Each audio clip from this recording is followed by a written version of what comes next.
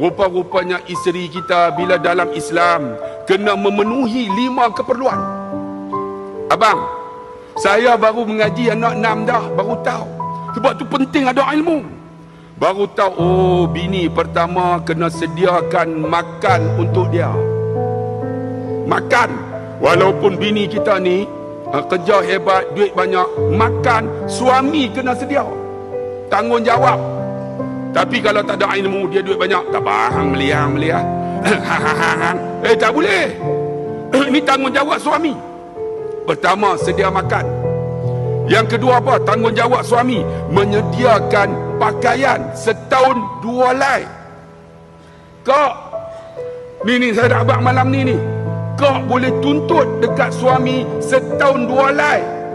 Oi, 2 lai. Oh, selama ni semua duit cek beli semua. Sebab tak ada ilmu. Setahun 2 lai kak tuntut raya puasa dengan raya haji. Start tahun depan. Baru kita tahu, oh, dalam Islam orang perempuan boleh tuntut pakaian setahun 2 kali. Walaupun dia ada duit, tapi kena sedia suami ni kepada isteri setahun 2 lai pakaian. Yang ketiga apa? Yang ketiga, tempat tinggal.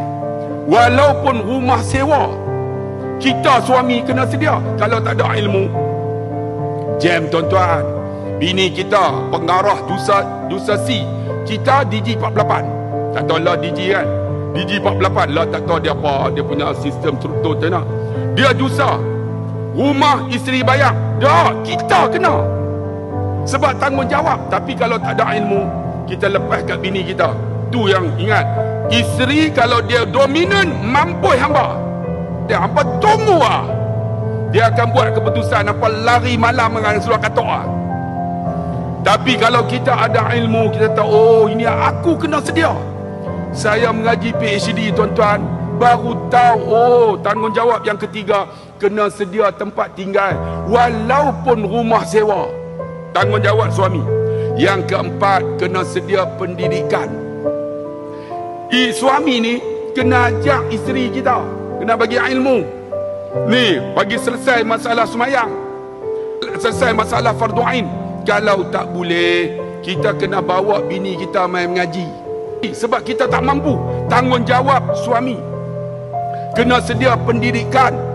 Yang fardu ain, semayang kena selesai. Banyak isteri, abang try tanya, kau tak masbuk dengan muafiq?